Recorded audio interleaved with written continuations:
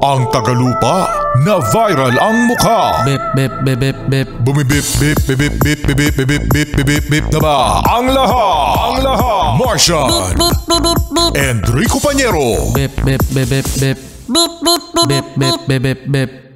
Bip bip bip bip bip. Titilaok! Titilaok! Bip bip bip bip bip. Ito na ang 101.1 Yes FM Balitang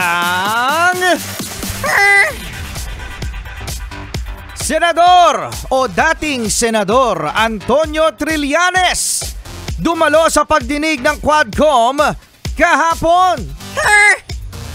Surprise! Surprise! Surprise! Ako din, hindi ko rin inakala mga yes. Akala ko yung Quadcom committee lang, yung mga nandun. Pero kasama pala si dating Senador Antonio Trillanes. At ito nga mga yes, nagkainitan.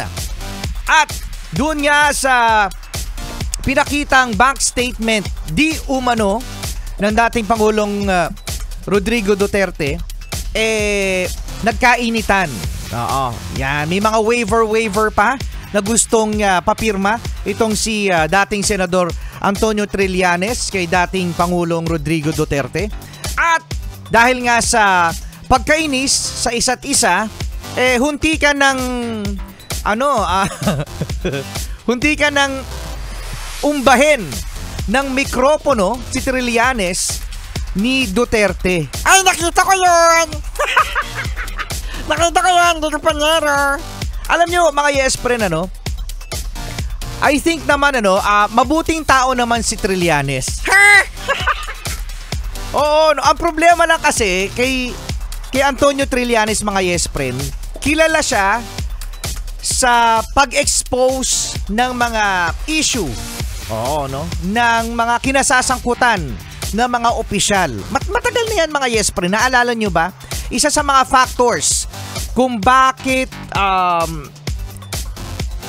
maraming mga nagduda sa performance ng dating tumakbong presidente na si Binay.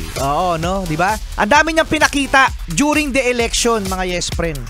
Ngayon, ang nangyari, tingnan mo. Walang nangyayari.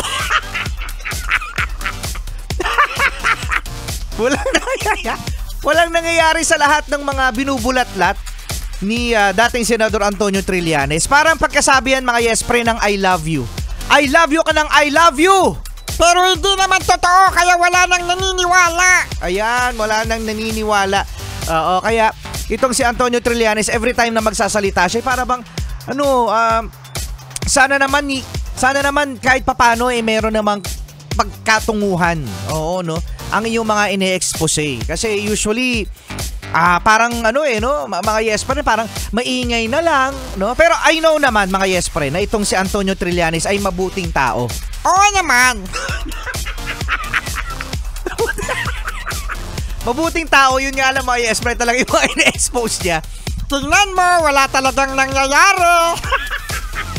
Kaya yun na lang natin alam Ay naku mga yes friend, sarap pag-usapan yung mga nangyari kahapon. Pero limitado lang ang ating oras. At iyan ang ating Yes FM Balitang Shout out Antonio Trillanes, you're a good person. We believe. Huwag ka na magsalita. Yung mga sinasabi mo lang, ano lang nangyayari.